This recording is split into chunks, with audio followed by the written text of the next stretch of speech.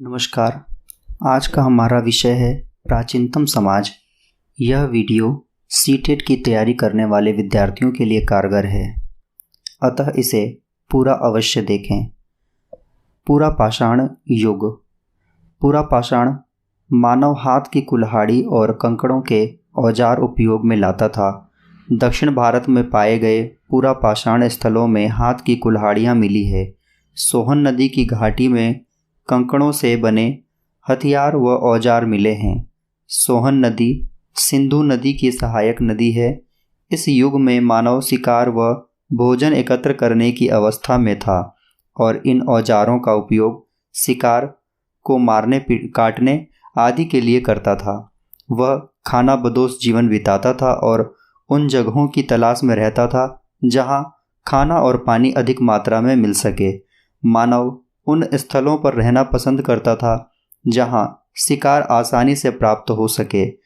उसके पत्थर के औजार साधारण और खुरदरे हुआ करते थे।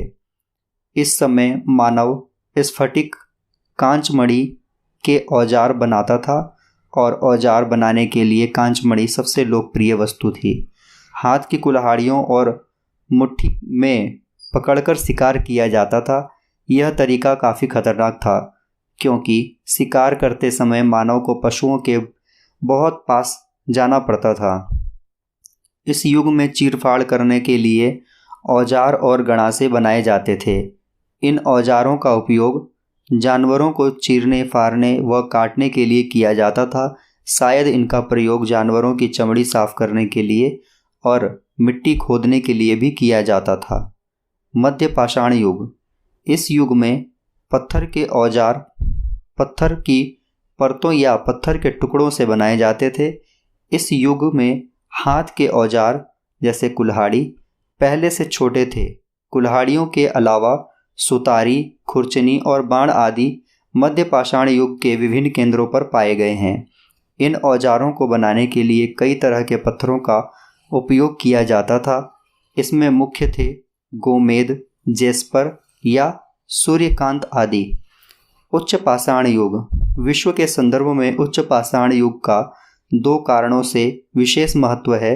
पहला, कई अवस्थाओं से होकर आधुनिक मानव या होमो सैपियन का विकास संभव हुआ, और दूसरा, इस युग में उपयोग में लाए जाने वाले औजार चमक के बने थे।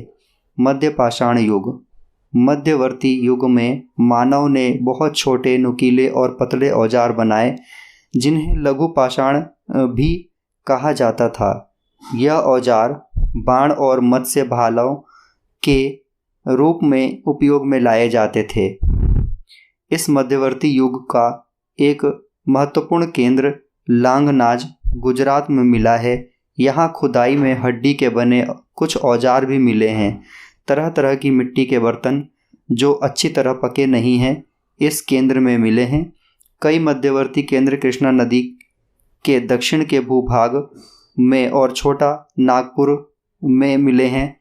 विंध्य के उत्तरी भाग में स्थित बेलन घाटी में पूरा पाषाण युग के तीनों काल तथा मध्य पाषाण युग के व नव पाषाण युग के औजार अवस्थित में पाए गए हैं। धन्यवाद। यह वीडियो कैसा लगा आप अपना कमेंट बॉक्स में विचार लिखें। धन्यवाद।